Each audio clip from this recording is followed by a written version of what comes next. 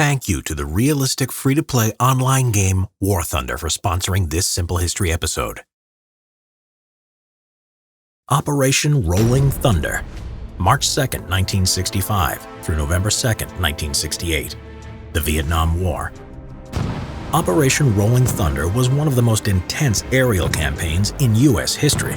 As the largest U.S. Air Force operation of the Vietnam War, it lasted from March 2, 1965 until November 2, 1968. Originally, the operation was not the idea of the military, but it was the brainchild of President Lyndon B. Johnson and Secretary of Defense Robert S. McNamara. Their idea was to use military force as a way to apply pressure against the North Vietnamese government that was helping communist insurgents known as the Viet Cong in South Vietnam. The reason why President Johnson's administration decided to use aerial bombing rather than a land invasion was because of the fear that ground intervention would take many American lives and could lead to the involvement of China and the Soviet Union into the conflict. The task of the campaign was to 1. Boost the morale of the South Vietnamese people and the Saigon government, since they were having problems fighting insurgents. 2. Persuade the North Vietnamese government to stop supporting insurgents in the South. 3. To destroy the North Vietnamese industrial infrastructure and transport communications between North and South Vietnam. And 4. To prevent the influx of soldiers and material from the North to the South. Operation Rolling Thunder was carried out by the U.S. Air Force and the U.S. Navy under the Pacific Command, but it was strictly controlled by the President's civilian administration. The strikes were initially conducted by the 2nd Division of the United States Air Force, but as of April 1966, bombing raids were conducted by the 7th Air Force of the USAF. Most United States Air Force strikes were conducted from bases in Thailand, while the Navy used aircraft carriers of the 7th Fleet, Task Force 77, from the Yankee Station in the Gulf of Tonkin. The U.S. Air Force and Navy operated on completely different principles, which on many occasions led to interference in the air over North Vietnam. To prevent larger incidents from December 1965, the Pacific Command divided operational zones into 7 route packages. The U.S. Air Force had Route Packs 1, 5, and 6A, while the U.S. Navy had Route Packs 2, 3, 4, and 6B. The border with China was put under the buffer zone, and the city of Hanoi and Haiphong were also marked as prohibited areas. Although all kinds of aircraft were used in the operation, it was the F-105 Thunder Chief that took most of the combat, with more than 75% of all the United States Air Force sorties.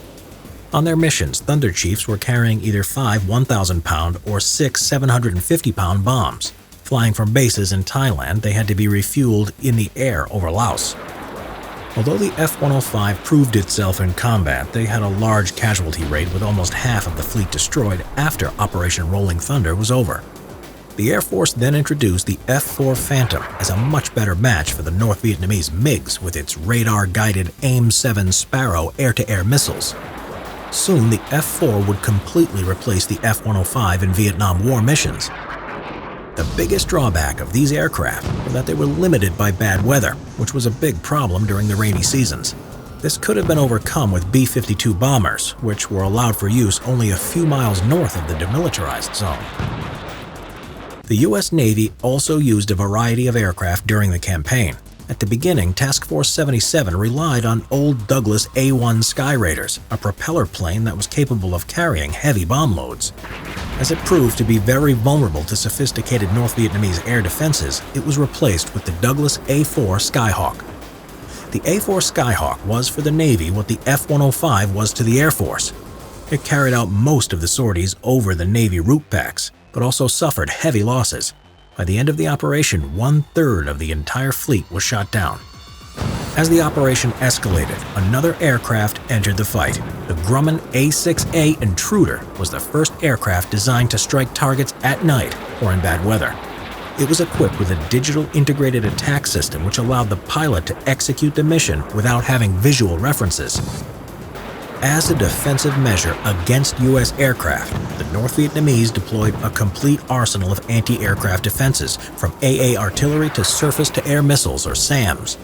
The main threat to U.S. planes over North Vietnam were Soviet SA-2 missiles, or the S-75 Dvina, famous for shooting down the U-2 spy plane.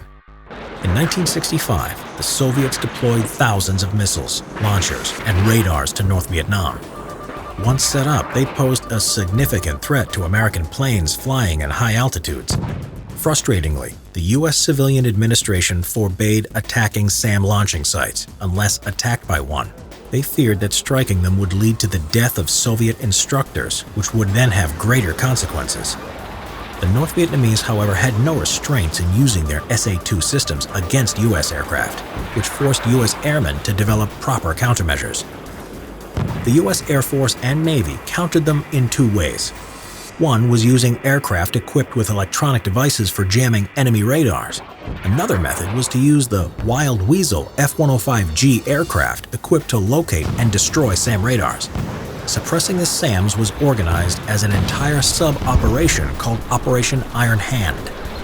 Those SAMs were credited with shooting down 101 enemy aircraft. Their effectiveness was largely diminished by these U.S. countermeasures.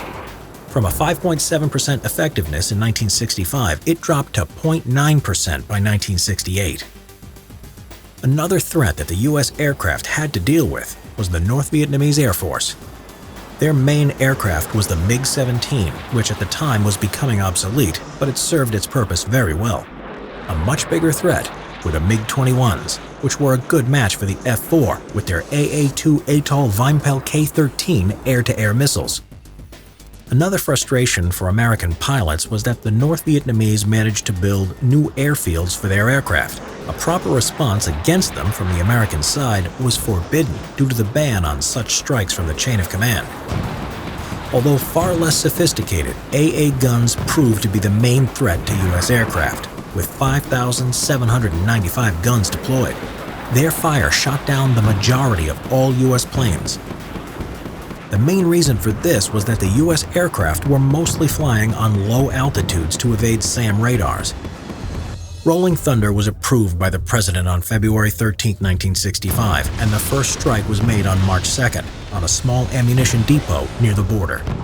At the beginning, it was obvious that the operation was far behind military expectations, as the command failed to reach immediate superiority over the enemy forces because they were stalling and picking targets of low importance. During the entire operation, the rolling strategy was going too slow to make a significant impact on the tides of war.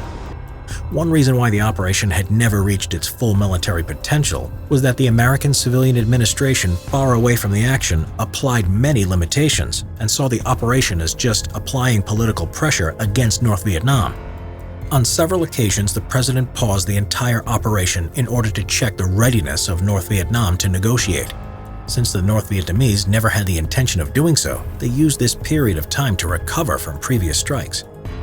The administration was in constant fear of provoking China and the Soviet Union into entering the conflict, so they imposed a variety of target restrictions. This hampered the efforts of the military.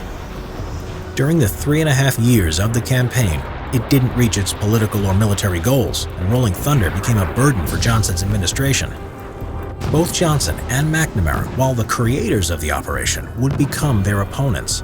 On March 31, 1968, President Johnson ordered a partial pause in the bombing campaign, which led to a complete halt on November 1st, therefore ending Operation Rolling Thunder. In the end, Operation Rolling Thunder proved to be a failure, not because of the air power incompetence, but due to the strategy of gradualism and the restrictive controls of the civilian administration. Thank you to War Thunder for sponsoring this episode on Operation Rolling Thunder. Jump into a Cold War-era jet with this free-to-play military online game available on PC, PlayStation 4, and Xbox One. So simply download and start playing. We play it on PC every now and then as the username Simple History. This game has a choice of over 1,000 realistic aircraft, tanks, and ships, which you can use to fight in epic battles with tens of thousands of players from all over the world. Use the link in the description below to register and get a free premium tank or aircraft and 3 days of premium account time as a bonus. Subscribe for more Vietnam War history videos.